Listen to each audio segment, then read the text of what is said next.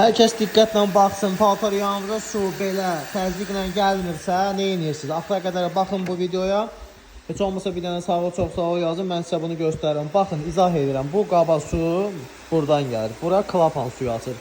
Bu klapana su buradan, baxın, yaxşı gəlməyəndə bura suyu yaxşı belə verə bilmir. Görürsünüz? Bunun üçün nə edirsiniz ki, sizin suyunuz yaxşı naporla gəlsin paltar yağına. Baxın.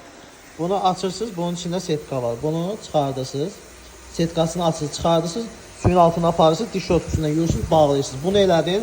İndi yorumlarda gəlir ki, Aysu, mən bunu da elədim, yenə su gəlmir yaxşı. Deməli, sənin paltar yağında su buradan yaxşı gəlmir. Nə edirsən? Bu kranı dəyişirsən. Bu kranın içi dolur, əriplənir. Ona görə də bura su verə bilmir ki, bura gəlsin ki, buradan da daha belə su gəlsin. Ona görə siz nə edirsiniz? Bu kranı dəyişdirirsiniz.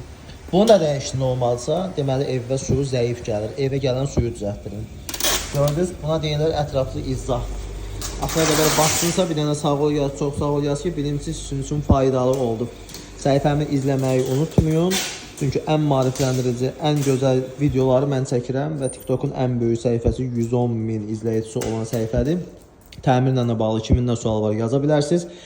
Görülən işlərə 6 ay zəmanət verilir. Hər bir işə yazılı kağız verirəm. Yəni ki, düzəlməyən də bir iş yoxdur. Bu sırada da ikinci əl paltar yağlarımız var. Tam ideal satılır. Kim istəsə götürüb işlədə bilər. Onlara da qarantiya verilir. Özünüzə yaxşı baxın.